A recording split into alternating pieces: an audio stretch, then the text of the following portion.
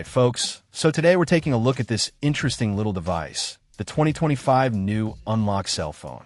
It's marketed as a budget-friendly option, and with a price point that's certainly attractive, the question is, does it deliver? Let's dive in. First impressions, it's a sleek green, pretty standard design. The 6.3-inch screen is a decent size for media consumption, although the resolution isn't specified, which is a little concerning. It's running Android 6.0, which, let's be honest, is quite dated in 2024. Security updates and app compatibility could be an issue down the line. They're highlighting a powerful processor, but then list the CPU as a mobile Intel Pentium 2 running at 2.8 MHz. That's unusual, to say the least.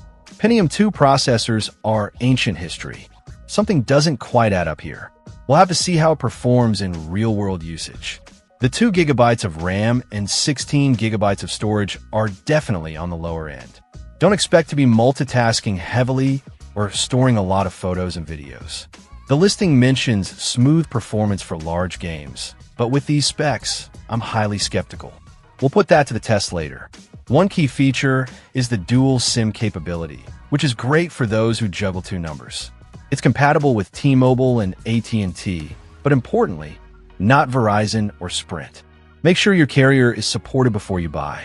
They also list a bunch of smaller carriers like Straight Talk, Cricket Wireless, and Metro PCS.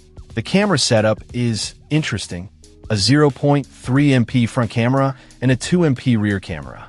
They call it a 5-camera system, which is confusing as there's no other mention of additional lenses.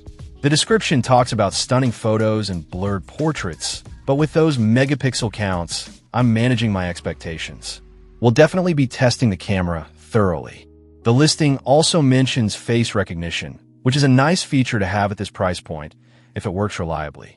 The 3,800 mAh battery should hopefully provide decent battery life, given the relatively low-power hardware.